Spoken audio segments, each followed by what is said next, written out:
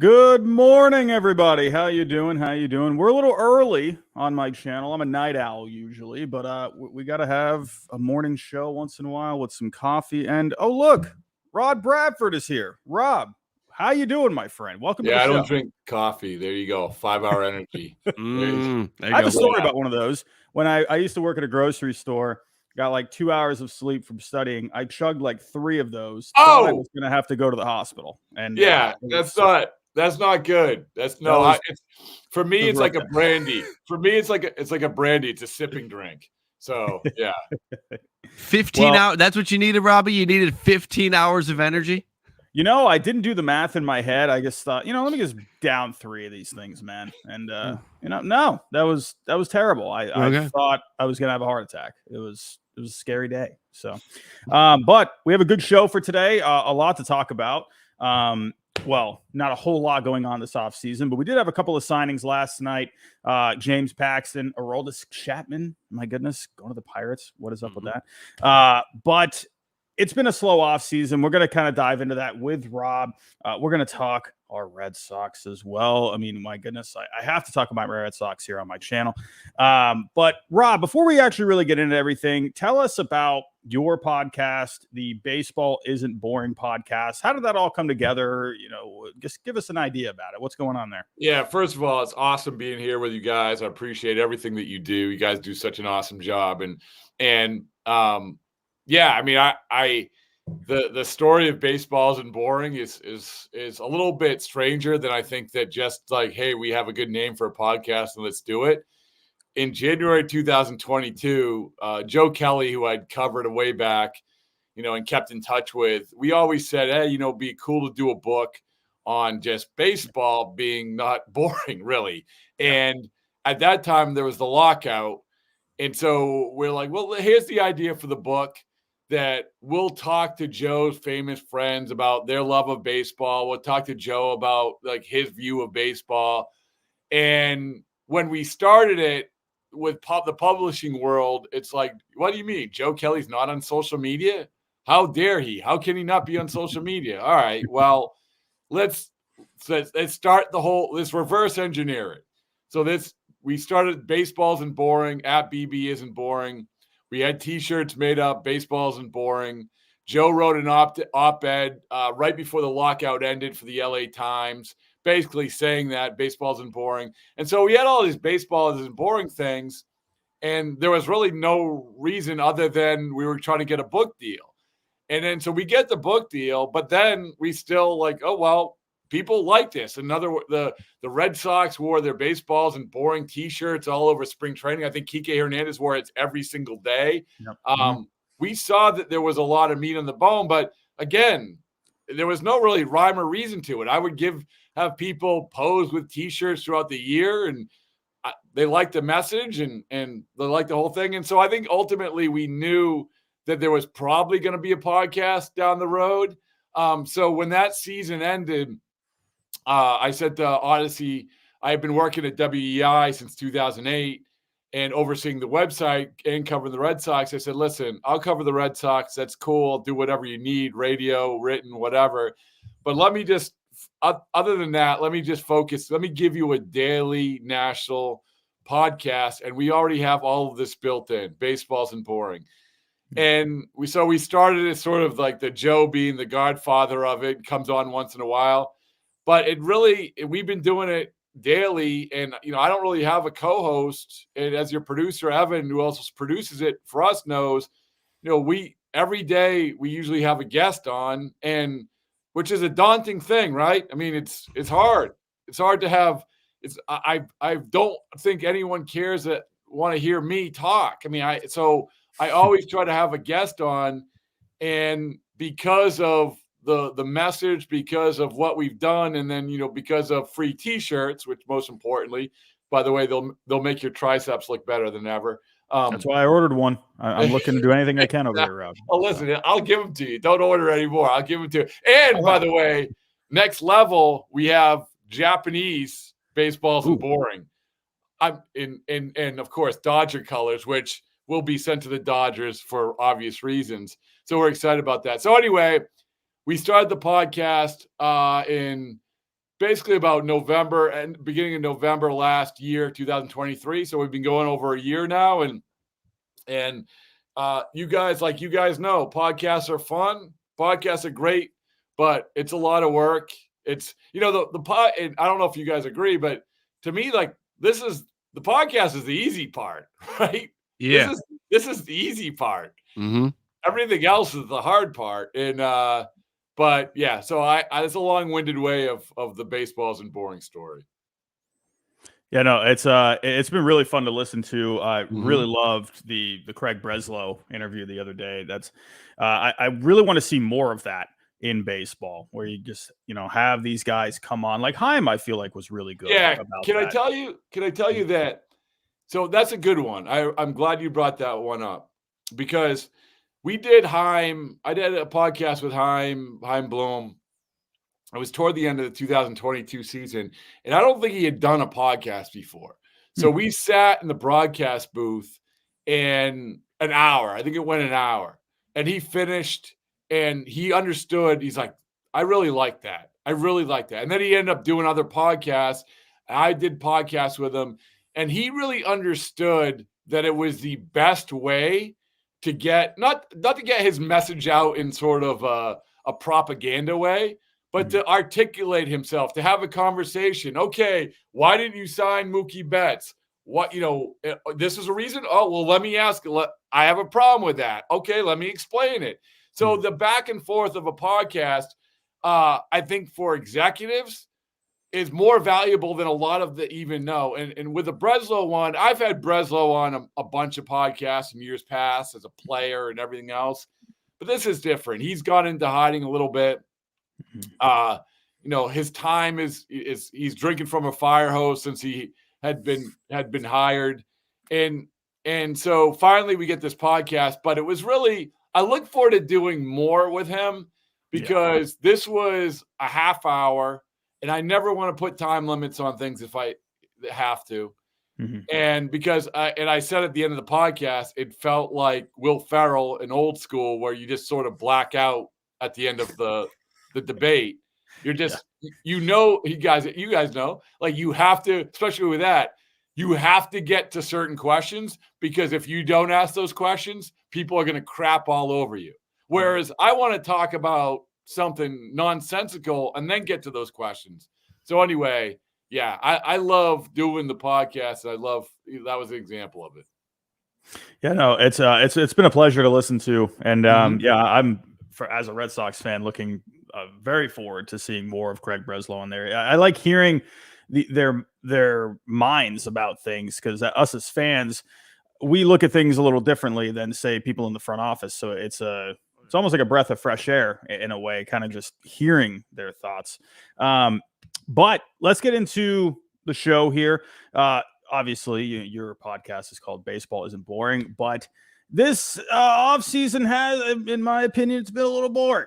Rob, what are you thinking, man? What's going on with this offseason? You still got, feels like 800 free agents on the market, top guys. What are your overall thoughts on? Yeah, it sucks. It sucks. It's not good for baseball. Yeah. Let's go back to the lockout. I mean, that was awesome. Not the lockout, but there was a deadline. There was a deadline on December 1st. Deals had to get done. If you don't get it done, you don't know when it was going to get done. And then when they come back, the deadline was the season. So everybody knew that there was going to be the flurry of whoever was left. And obviously we would all love to have, I think, any deadline, like NBA, NFL. We would love to have this, but it's, the Players Association. It's like with a lot of things in baseball, it's a lot more complicated than all these other sports. All I know is that it wasn't too long ago where you had everything was done pretty much by Christmas. And then you understood, like, for instance, as we're taping this, the Hall of Fame is tonight. Yep. Like it went from, you have the offseason, you get the deals done.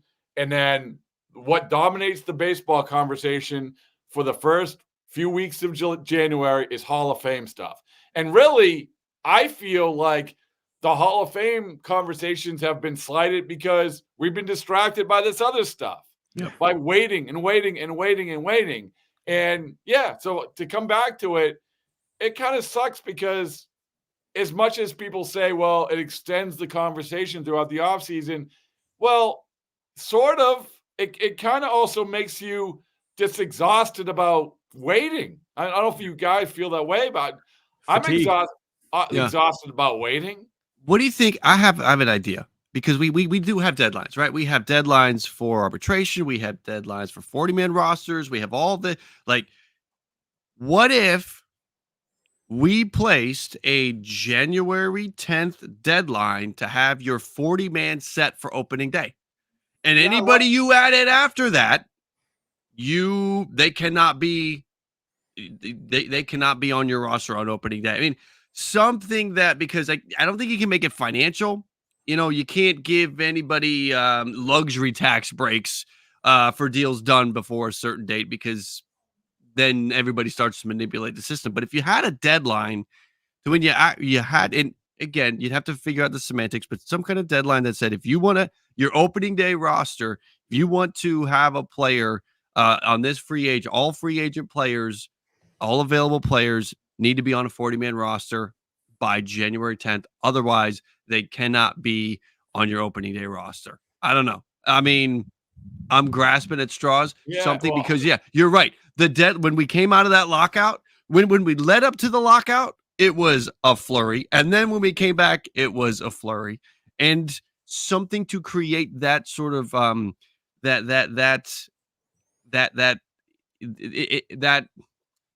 inspiration to get these guys to do something is what would be great. I applaud the creativity. It'll never happen, but I applaud the creativity. I like you personally. I respect your opinion. This is the old radio. Like, this is the radio caller. Hey, I respect your opinion. I really like you, but no. But in all sincerity, I like that idea. I like the idea. I like the creativity, but it won't happen. And to come back to the other great thing about that situation with the lockout was, not only did you have the deadline, but you knew that nothing could happen. And this is a selfish thing, right? Mm-hmm. I had to literally strap myself into a harness to zip line over a jungle in Honduras while the Chris Sale trade was going on in order not to tweet about it. Yeah. So it's like everybody who is in this industry is ingrained to talk about anything. So we wake up every day and we are hoping something happens. If nothing happens, then maybe the littlest thing happened.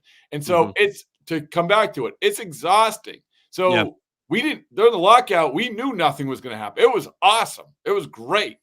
And then we had the flurry of stuff. So to your point, like, I think I like that idea. I like any ideas like that, because we do need that inspiration. We do need that certainty. We do need that motivation, that buzz. Let's, guys, think about what the pitch clock did.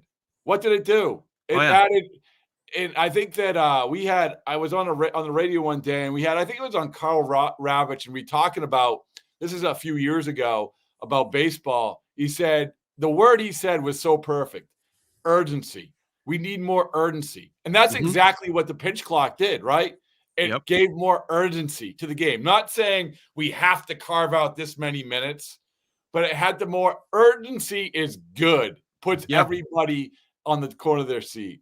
Everything seems impossible until it happens. If you had said 5 years ago that there would be a pitch clock, or the bases would be bigger, or you wouldn't be able to throw over to pick somebody off, every single person watching this live stream right now would say we're crazy. Or someone would get a $700 million contract and be making $2 million for the next 10 years. Yes. That's how this thing works. Or that James Paxton was going to be a Dodger. If I said that a week ago, you would have said I have the worst takes on the platform. Let's get into that, actually. Let's talk about this.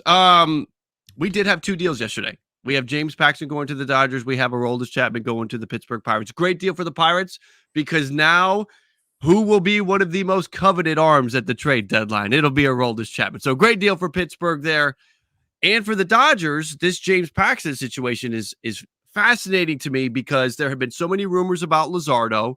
There had been, in my opinion, a strong belief that Kershaw would find his way back to the Dodgers.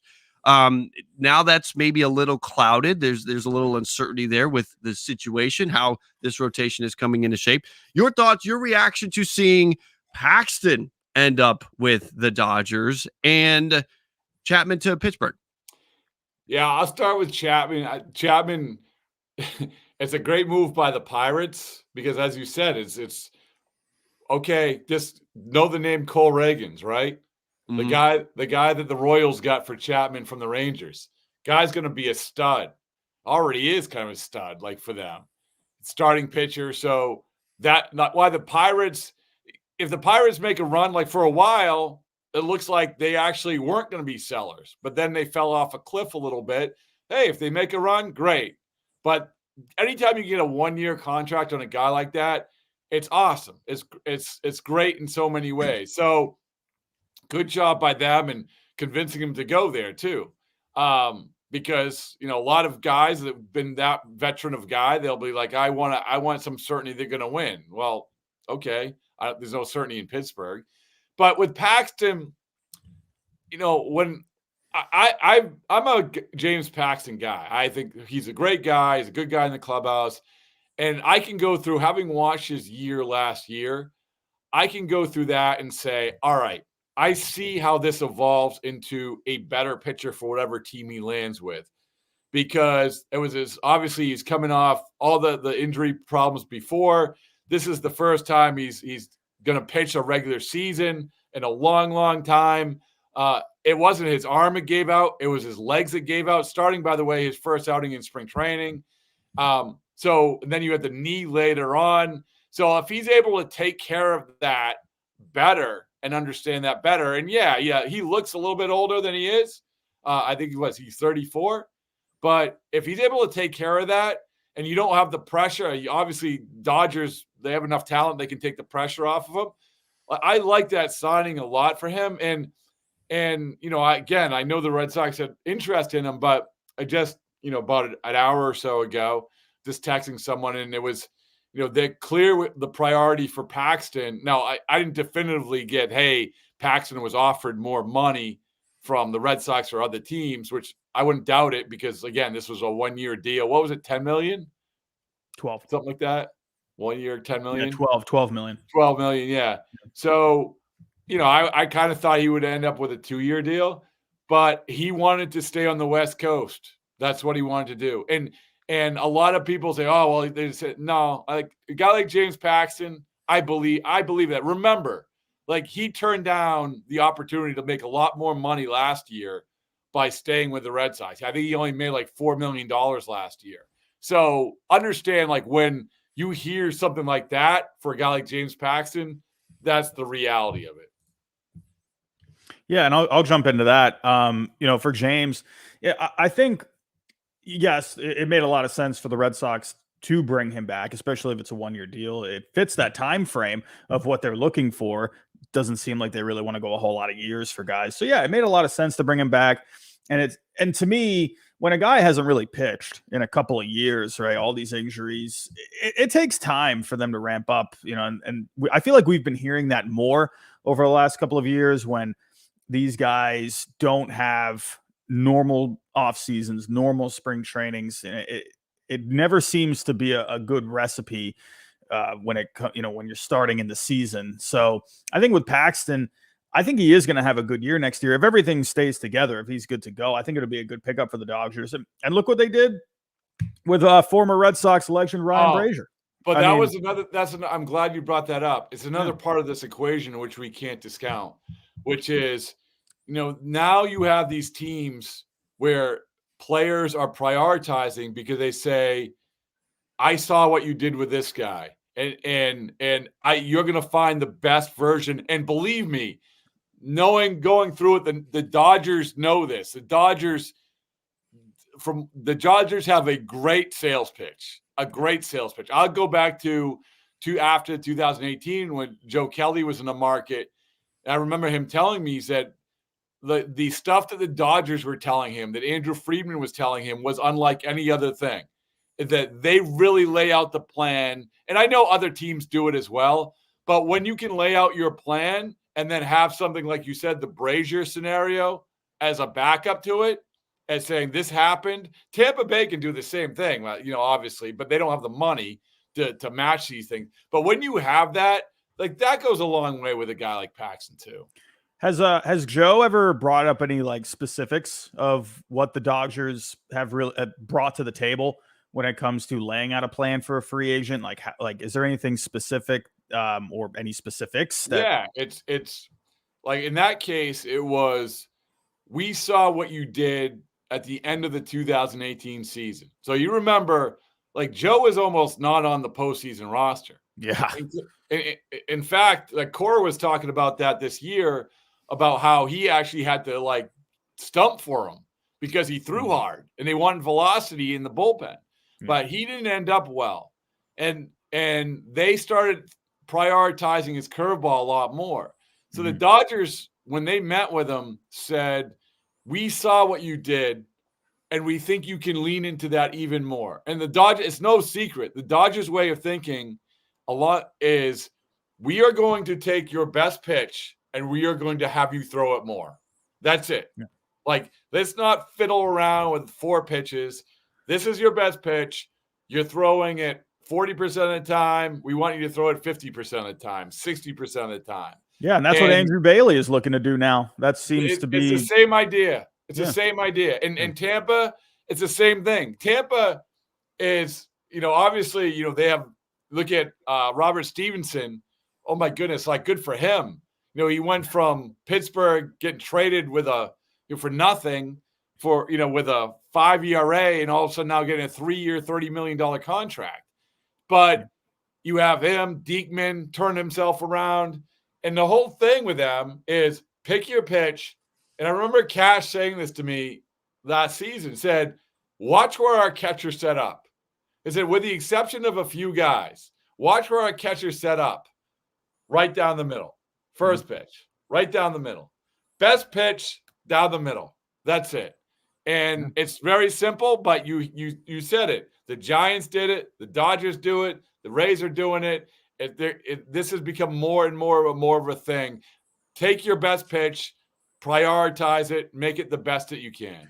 Well, it seems to be a good return on investment kind of a plan. Instead of just trying to switch things up, instead of trying to mold him your way, just take advantage of their strengths. It seems like that's what these teams are going for when it comes to getting the most return on investment. Instead of wasting time just trying to create something that might not even happen, use something that will happen, right? Well, I mean, it's the more you think about it, the simpler it is, right? And let's also be clear that when Joe went to the White Sox, he's like, you went from the highest level of technology to one camera, so and now Brian Bannister's with the White Sox, so I think you'll see a lot of that stuff amp up.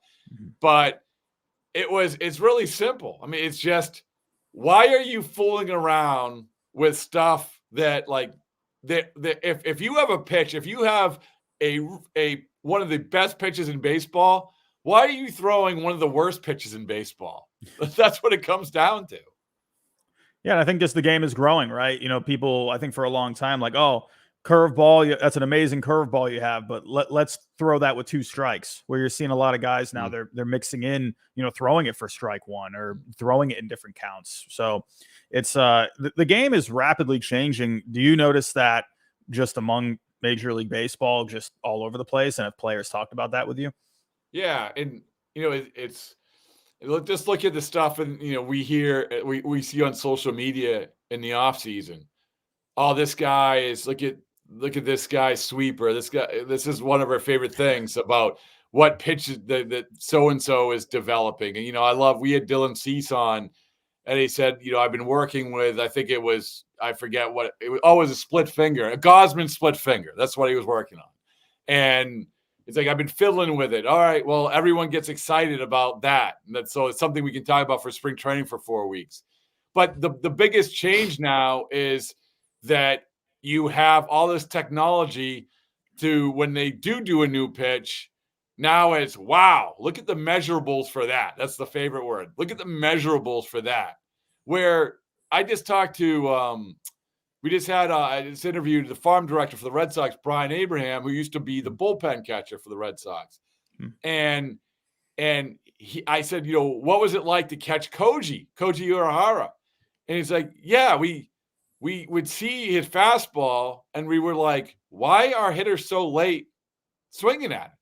Well, obviously, like that was the kind of the beginning of spin rate and everything like that. Mm-hmm. Now we would have every answer down to a T. And so, yeah, I mean, so I think and also there's been an acceptance from a lot of pitchers of looking for that information and not being overwhelmed. The biggest challenge in baseball right now is the delivering of these messages. Is the biggest challenge in baseball.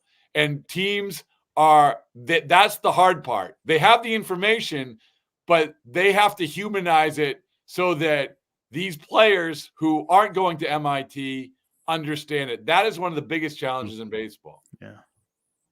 Oh yeah. And being a former teacher, that's right there exactly what fit into my former job, right? Like I know how to add 2 + 2, but how do I have a 7-year-old understand that? Right. Yeah. Like, so it's really very similar, except just a different setting. Getting back to James Paxton, Jim, I want to ask you this. What are you thinking with the Dodgers rotation? Are you thinking the Dodgers are maybe leaning into a possible trade? Or do you think they're looking more at like a 6-man rotation? Where are you leaning on that, Jim? I thought about when you think about how many innings Bobby Miller and Emmett Sheehan threw last year, and Emmett Sheehan, his innings from 22 to 23 quadrupled. So they're probably looking at it from a standpoint of we can't have these guys shoulder the load of a full season. So we need to keep an eye, especially on Sheehan.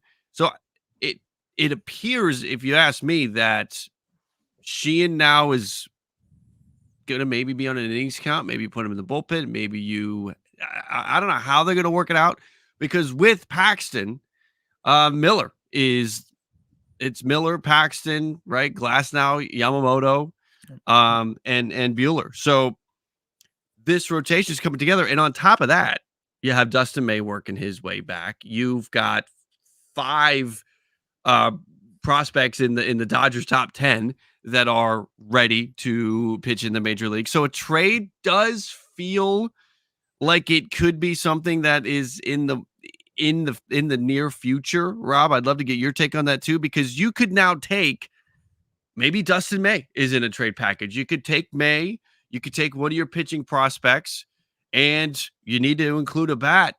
Can you work out a deal for Emmanuel Clase? Can you work out a deal for Tanner Scott? That was another name that had been thrown about along with the Jesus Luzardo deal, but can't think that this keeps that in play. So, I mean, Rob, do you think the Dodgers, now that their rotation is 6 strong, when May is back, it's 7 strong, and Kershaw looming as a potential fit in the summertime, they're maybe going to take some of Dustin May, another prospect, and a bat, and maybe package it? Where do you AAA guys too? Where do you see it going?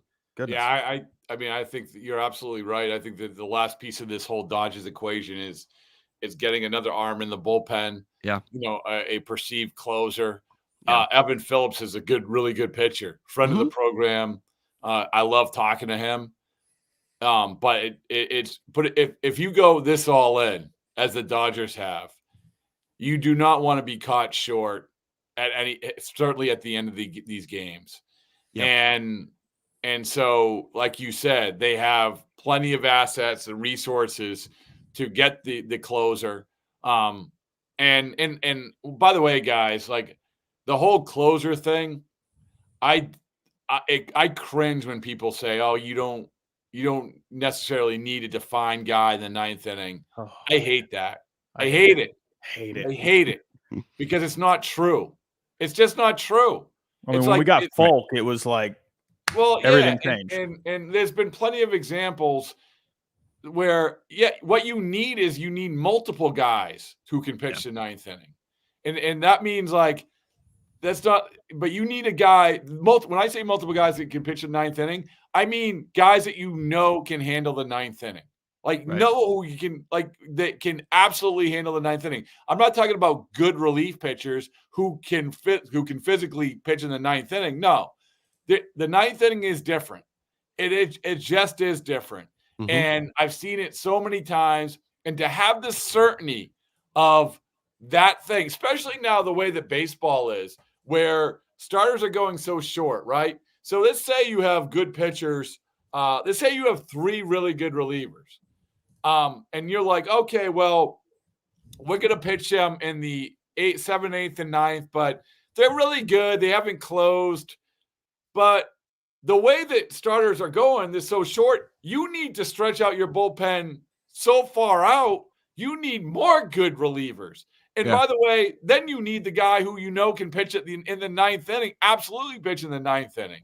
So this idea of this guy has shown ability so he can pitch in the 9th, it's just different. I always remember a guy who, who's in the news, Billy Wagner, when he was brought to the Red Sox and he was pitching the 8th inning. He's like, and this guy is as honest can be. He said, I can tell you it's different. It's just different. Mm-hmm. The 9th inning, everything's different. The batters approach things different. The pitchers approach things different. Everything's different. And I've just seen it so many times. And we you know what happens? We always see it in the postseason, don't we? We do.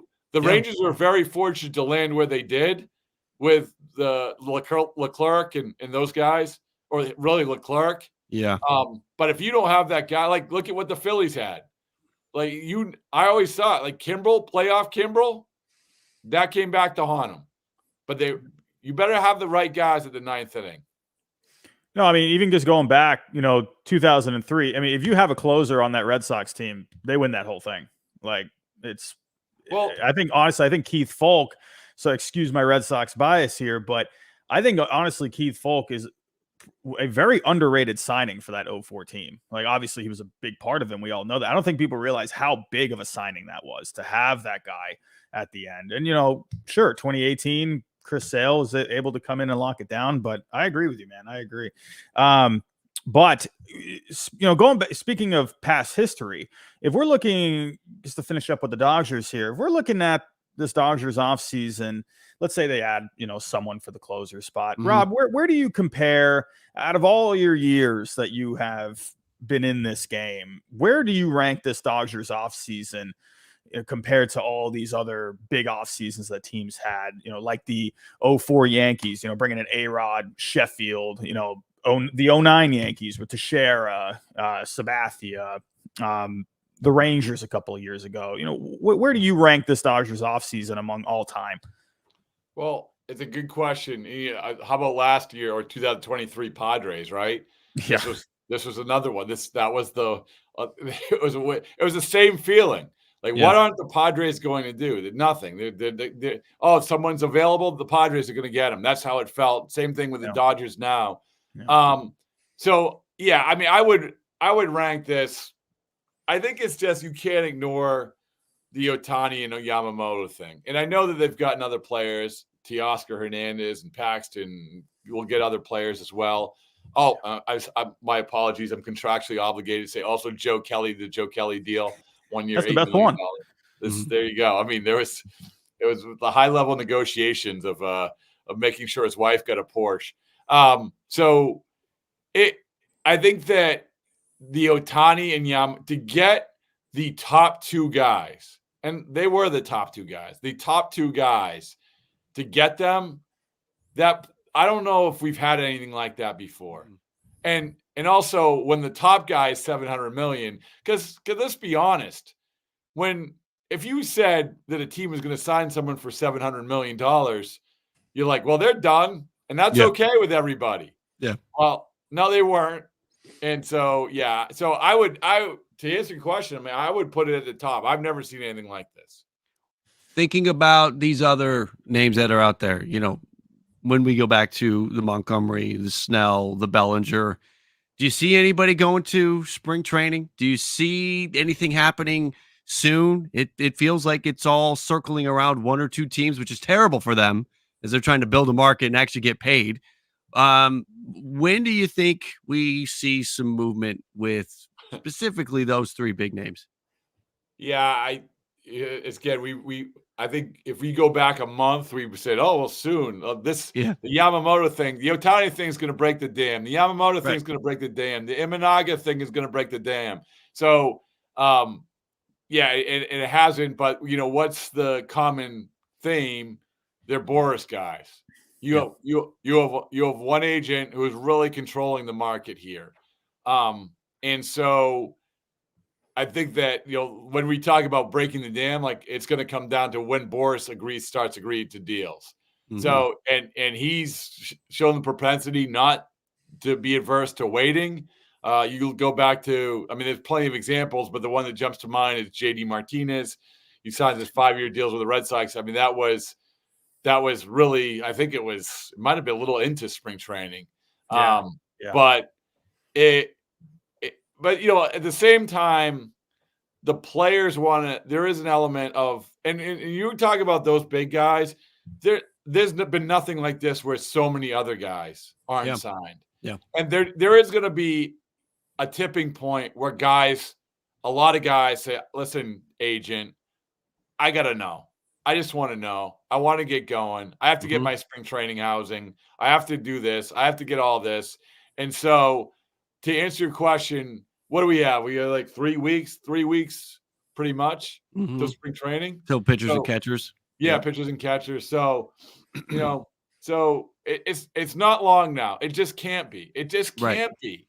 And there might be a few guys who carry over, but I'm telling you, the players aren't wired that way. The players want to get stuff done. They want to know where they are. And so we talk about that deadline at the beginning. This is as close to a deadline as we're going to have. So I guess we're going to have to rely on that. Yeah, I think I feel like at some point, Boris, when he decides it's time, it'll all happen quickly. Last year, he set a deadline of the winter meetings, and he was going to have his deals done, and he got his deals done. So he could move and get something done. I am interested to see how these play out. Does Snell get $200 million? Does Bellinger get $200 million? Does Montgomery end up with a long-term deal or a short-term deal? These are fascinating. And then how it impacts some of these other players. I wonder if the RSN thing has to be real, right? That's preventing teams from doing certain moves and adding teams into markets for some of these players, because you just take a financial uncertainty and throw it into the equation, and then all of a sudden teams are going to maybe pass on certain deals. Do you see? This is a question not specifically for these three. Teoscar Hernandez was sort of a surprise 1-year deal. A few weeks back, I started to hypothesize the idea that maybe there would be some players that surprise us with 1-year deals because of the financial uncertainty of this offseason. Do you see anybody else that maybe we would expect a multi-year deal? Not any of these three, because they're all going to get multi-year deals. Right. But anybody else that maybe comes to mind that's like, I thought Jorge Soler would take a 3-year deal, but with the financials, maybe he takes a 1-year deal somewhere and signs the Teoscar Hernandez contract. Do you see anybody else following in Teoscar's footsteps?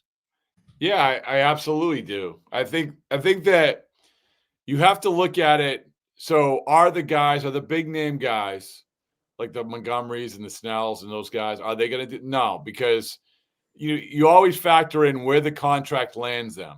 And they don't want to – this is their opportunity to get the biggest and best deal. Yeah. Especially as a pitcher, once you start creeping into your 30s, like the years come off the deals and the narratives don't go in your favor. Right. But yeah, I think that especially when you have a guy like Soler who sort of revitalized himself a little bit, especially a guy who, these guys who finished the season strong and they feel good about themselves and they're going to, hey, I'm going to carry that over and I'm going to prove myself. Guys that maybe Nestor were entered last year as higher profile guys, right? A guy like, I'll give you for instance, as a pitcher, a guy like Mike Clevenger, okay? And I know that there's the baggage of what happened to him last year, but the guy in the second half, off of the injuries and Tommy John and everything else, it took him a while to find his groove, and then he was really, really good in the second half. Mm-hmm.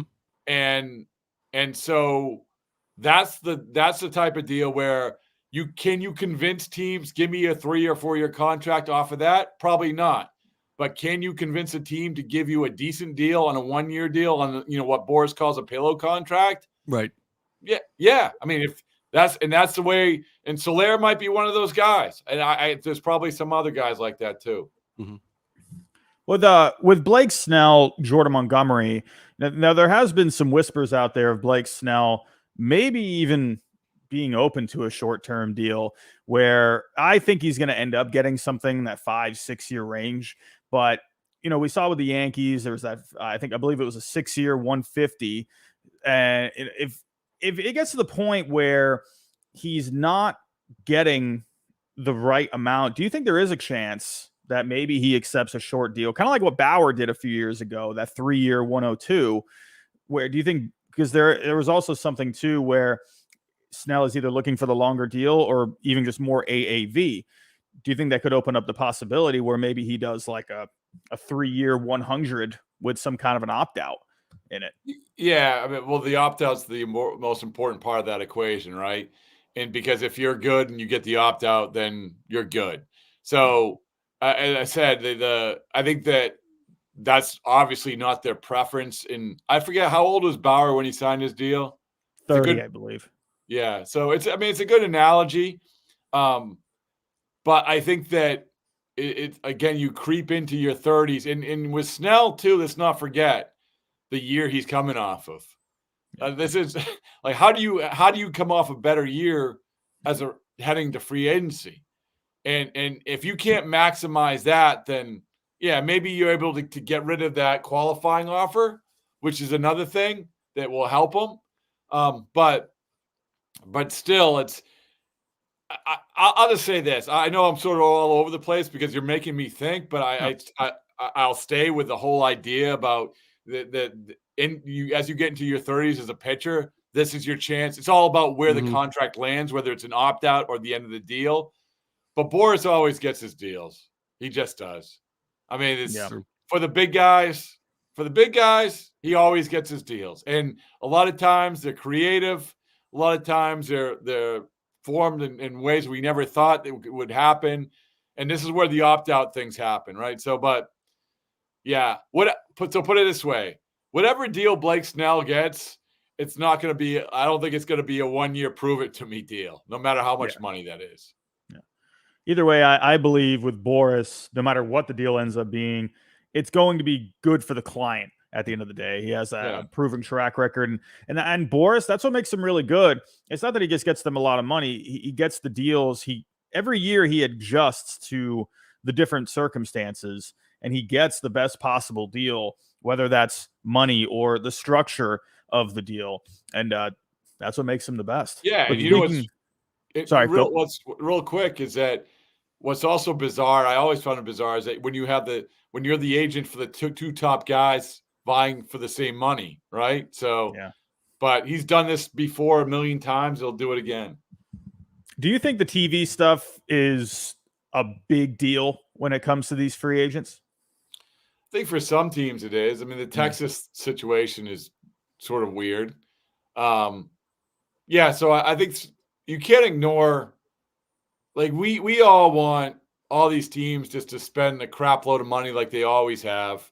And like, the Red Sox are an example of this. There's something going on, man. There's something going on with FSG, with the bottom line, whatever it is. But it wasn't that long ago where that big market team, if they wanted a player, they were going to get him. That was it. That's no longer the case. And I don't think it's because Craig Breslow isn't a competitive guy. No, I think it's because there are financial limitations that have landed, as we now know. Now they're saying there's some financial limitations. I think there's other teams like that as well. But to answer your question, yeah, I think something like that absolutely factors into some of these decisions. Yeah. And speaking of, I mean, what better segue? Let's talk about some Red Sox. With the Red Sox right now, you know, the two magical words this offseason were full throttle. Everyone just has been loving that phrase all offseason. Tom Werner backed up on it, saying now it's more of a pulling the levers or pushing the lever, whatever he said. He said he maybe not the best way to word that. That's how he lives his life, and that's how he approaches every day. And so that's what he was thinking going into the offseason. Then, in the beginning of the offseason, it sounded like there weren't really going to be any really restrictions on the Red Sox. They were going to be going for guys. And here we are, winter weekend, which you were just at. I'm very jealous, by the way. I really wanted to go. But now we're hearing from Kennedy himself that we're probably looking at a lower payroll. Who knows what that exactly could be? I mean, I feel like we could really go hours on this next topic, me and you, but what is going on here? What is happening with this Red Sox organization? Well, I think that start with the full throttle comment. I think it's before that where people, the perception of them, where they dug themselves a hole. When they fired Chaim Bloom, the perception was that, all right, the slow play ran out of time. Your way of doing things ran out of time. Apathy was creeping in. Dodgers fans were having parades down Lansdowne Street. Dollar tickets were being sold for Yankee series. Apathy was creeping in. Course correction, like the Red Sox ownership had always done. That's what it was. No matter who you hired, whether it was Craig Breslow, it doesn't matter. That it was going to be different. Here we go. And then you have the full throttle comment, which is, it only amplified things. So now you don't do anything. And then at some point, like I said before, that you do not do all these things without some sort of adjustment along the way in terms of how much money you have to spend. You just don't. Like they know. They're not dummies. They're no dummies. I mean, they know that this is a business. This is a business model, and they have to push aside apathy. I do believe that was one of the reasons why Chaim was let go. So they know that. And now they've landed in a place where they know how to push that aside. They know how to get people's attentions. Sign Jordan Montgomery, sign Blake Snell, make a big trade, take on money, do what the Yankees are doing, like go for it. They know that, but they're not doing it. And then the most disconcerting comment of all from winter weekend was the Tom Werner one, which is, that we believe people are going to come for the Fenway experience. Now, that is everybody knows that's like their safety net, business-wise, right? People come to Fenway because it's a tourist location. And college students go there. It's why, it became Club Fenway. You were giving $9 seats to college kids, people pouring beer in their face. And it was more about going than it was. Everyone knew that was a safety net. Yeah. But to say it was like, they almost ran out of things to say. Mm. And finally it was just like, it was like, the movie. You ever see the movie Flight with Denzel Washington? Jim? Yep. No, I didn't. Yep. Anyway, at the end, he just lies and lies and lies and lies, and he gets in front of this hearing, and he just starts telling the truth. And he says, now he put in jail, and he says, it was like I hit my quota of lies. I ran out. I just hit my limit. I couldn't lie anymore. I couldn't do it anymore. And I'm not calling the Red Sox liars. I'm not. I'm like, but I think they were the massaging things along the way. And then when that comment is made, all right, you're honest. That's what you're relying on here. It doesn't make anybody feel any good. Yeah. But all of that said, still 3 weeks to go. Let's see. Right. Yeah. And when you look back at past teams, the championship teams, it was either, You threaded in already an established group of free agents with younger guys like you did in 07 when those guys came up and they joined guys like Manny and Poppy in there. 2013, you brought in a multitude of free agents, and you had a good mix right there. And then 2018, obviously you had that homegrown talent. You finished it off with guys like JD Martinez, Price a couple of years prior, Sale, of course. So, it feels like where the Red Sox are going, and they've even pretty much said it, you got Meyer, you got Anthony, you got Teal coming up, and already the younger guys there too, Casas, Bayo as well. Do you think it's going to be a couple of years before the Red Sox, maybe even next year, where maybe they look to make a splash? Yeah, I do. Because, Craig Breslow basically said that. Yeah. This was, the most encouraging thing that he probably said was that their current approach isn't predictive of their future approach. Yeah. Which is, in other words, saying we don't think it's worth spending the money now, but we that doesn't mean we're not going to spend the money. Like the Texas Rangers, that year, Simeon and Seager, there was a lot of reasons why they spend the money. They said the reason we want to spend this money, we think our young players are ready, more ready. We have this new ballpark, all of that.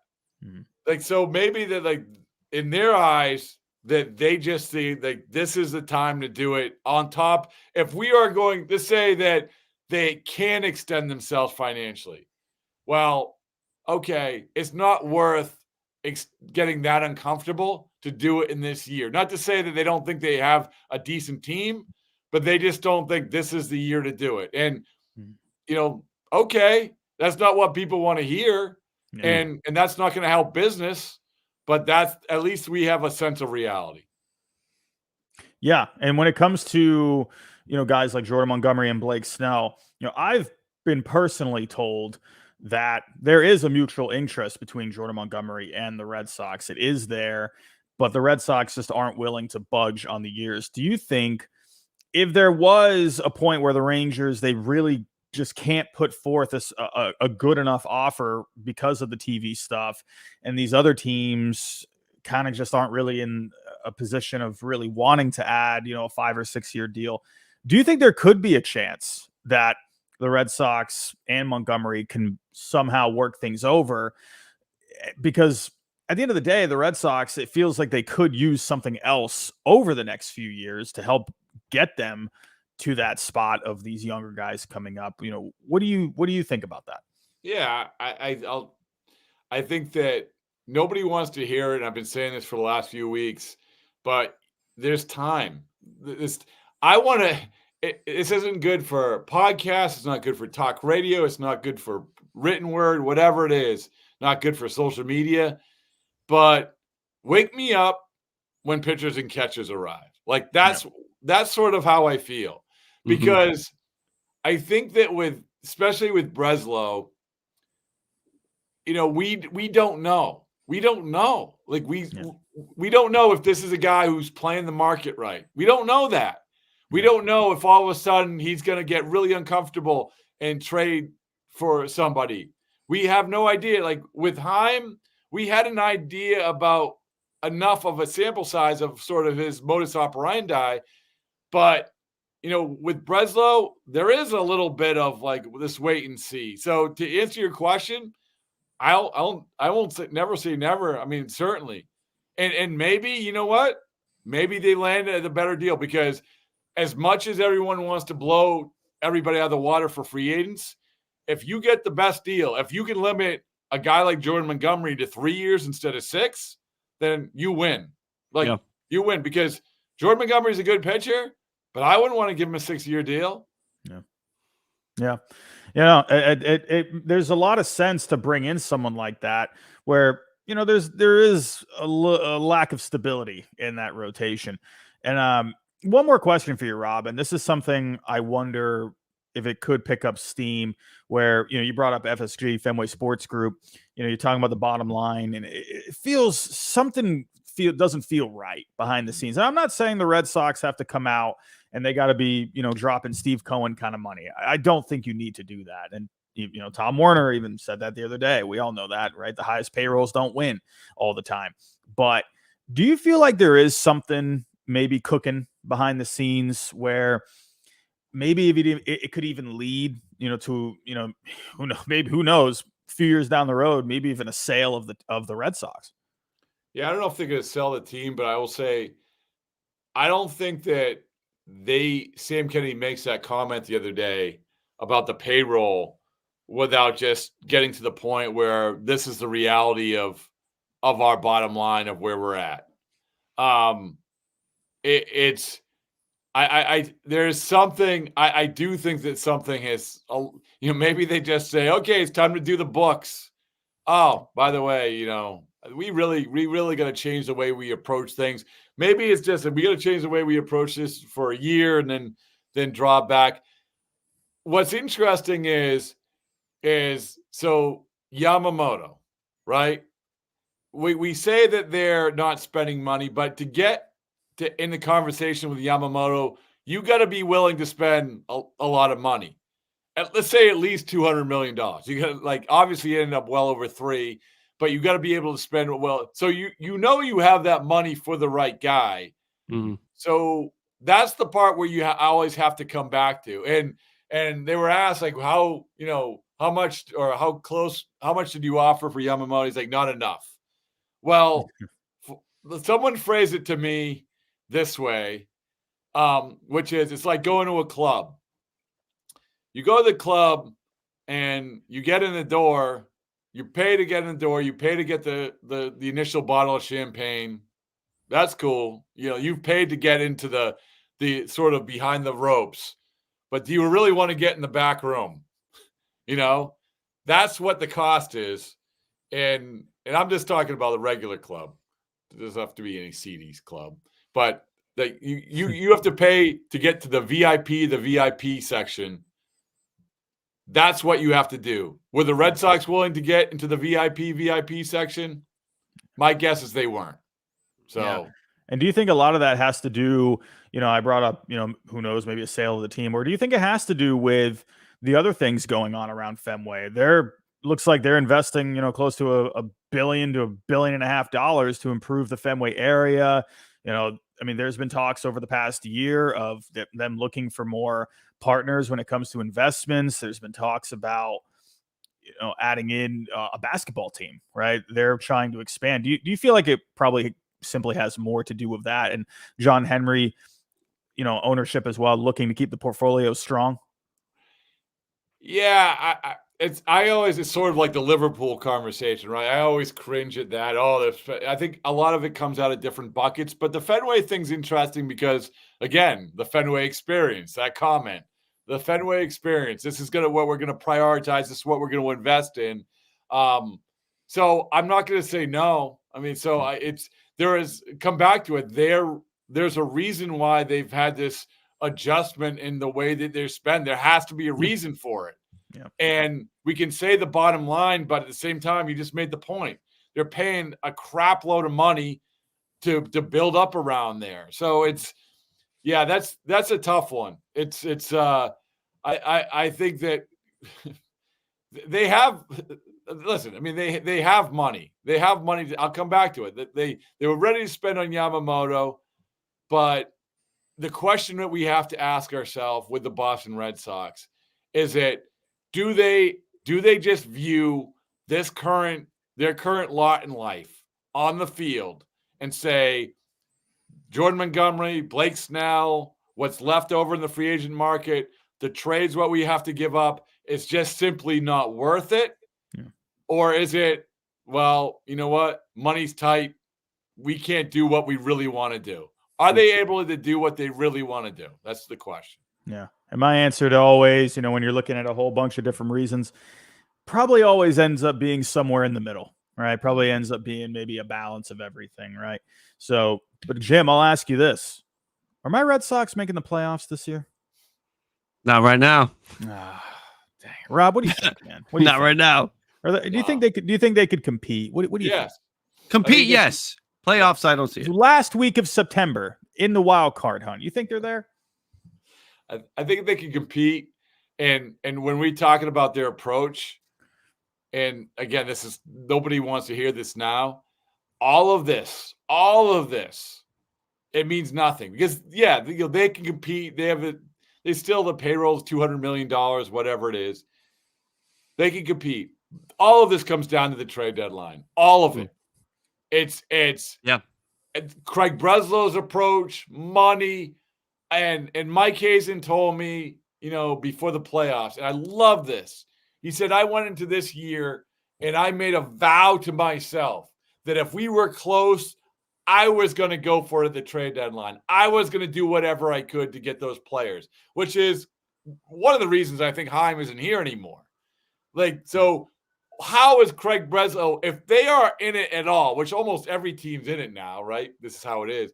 But if they are in it at all, are they going to do what the Diamondbacks did? Are they going to go for it and get uncomfortable?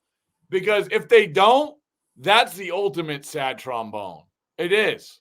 So, So in other words, wait 5-6 months. They will definitely be good enough at the trade deadline to consider making moves. That is 100%. I think all those American League East teams will be lingering at the trade deadline. But when I think about the playoffs, I'm already marking a spot for the Orioles and the Yankees. I'm marking a spot for a Central team, right? You're going to have your division winner. And then I'm marking 2 spots for the West, Astros and Rangers. So that means I got 1 left.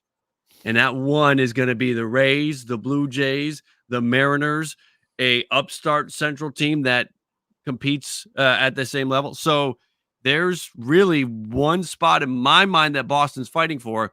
So it will, like you said, Rob, the deadline. If they go out there and they're one of those 5 teams scrapping for that available wild card spot, in my mind, then maybe they do. The trade deadline is going to be amazing. Because Corbin Burns might be available. Dylan Cease could be available. Pete Alonso might be available. The trade deadline is going to be amazing.